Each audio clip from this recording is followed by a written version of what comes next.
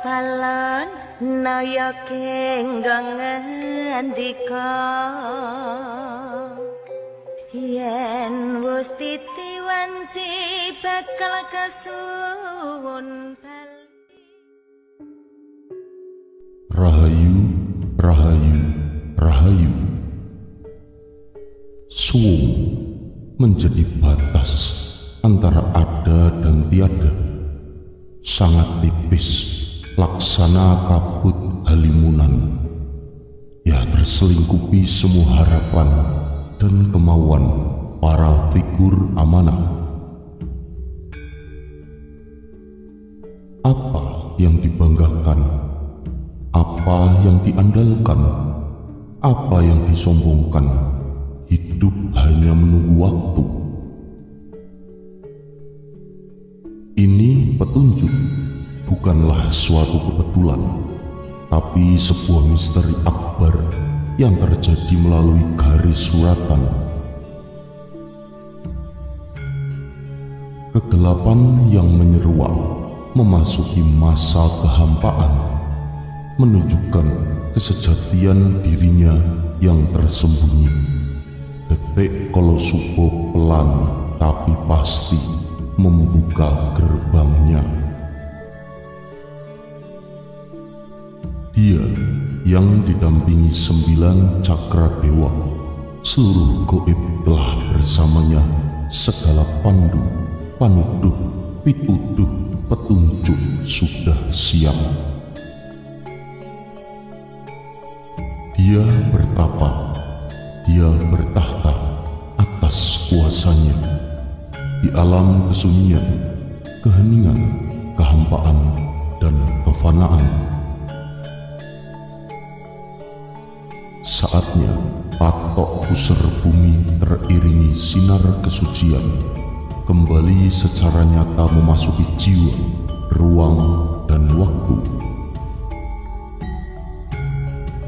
Syahadat diri penuh kesaksian, syahadatnya alam.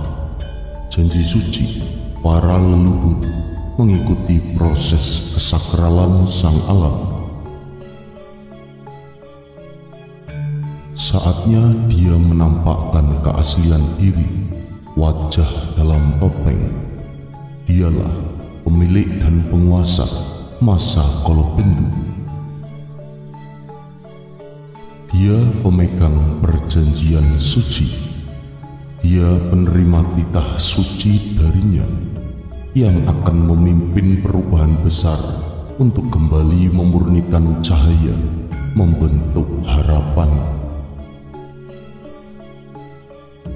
Ya, menyinarkan kekelaman zaman serta beriring bersama dalam keberkahan rahmatan lil alamin. Dia yang tersembunyi dalam terang, penerima mahkota dan tongkat jagat, penghambar sajadah kemuliaan, sesuai janji dan risalah perjalanan alam. Untuk apa kalian bersikeras menjelaskan tentang siapa dirinya? Karena yang menyukainya tidak butuh itu dan yang membencinya tidak akan percaya itu. Namun bagaimanapun niat kalian di hati adalah baik, tidak lantas akan selalu dipandang baik, apalagi jalan yang kalian tempuh keliru. Jadilah diri kalian sendiri, daripada menghabiskan waktu untuk cari penilaian orang lain. Lebih baik kalian mulailah terus berbenah diri. Tak sepatah kata pun perkataannya ingin pembenaran, karena setiap perkataannya mewakili apa yang dikehendakinya.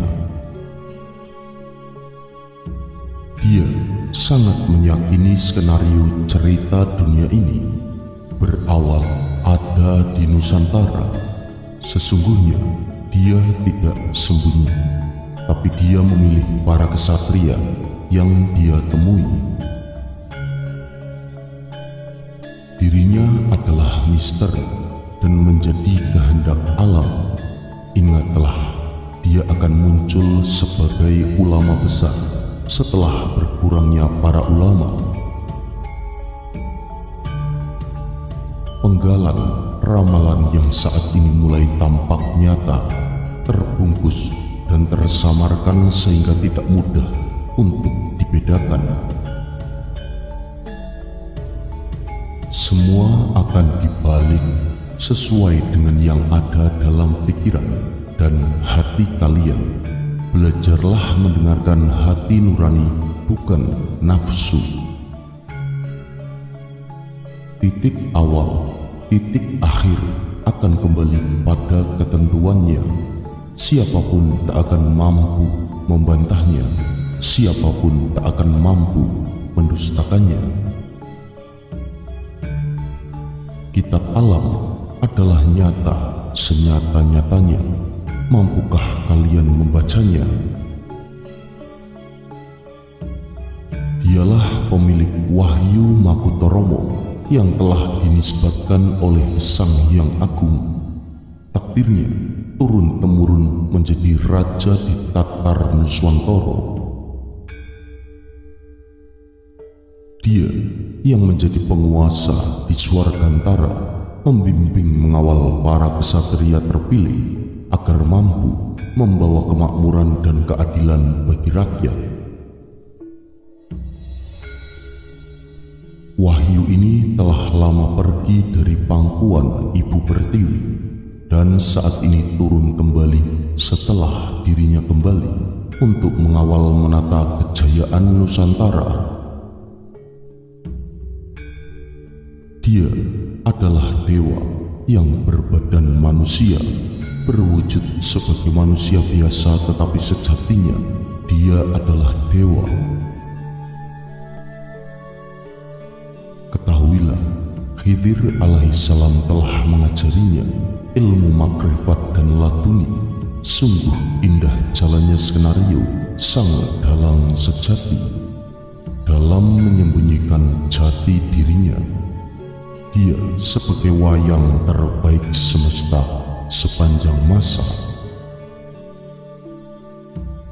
Dia disembunyikan dalam terangnya kehidupan sampai tiba waktu hijabnya dibuka di tengah huru hara besar akhir zaman. Dia berjalan menerobos sekat-sekat penghalang cahaya Tritantu, berpayungkan Tritunggal nan suci. Kekuatan alam raya akan bangkit, turunnya penentuan alam akan terjadi. Mendung putih menyelimuti langit seluruh negeri. Ya, sekarang saatnya pembuktian akan kebenaran leluhur. Bahasa leluhur penuh dengan siloka, perlu pemahaman dalam mengartikan sebuah makna mutiara kata. Kalian jangan memaksakan diri dengan pengakuan dan keakuan. Semua punya lakon masing-masing dengan penempatan diri. Kalian tidaklah tahu apa yang dia jalani.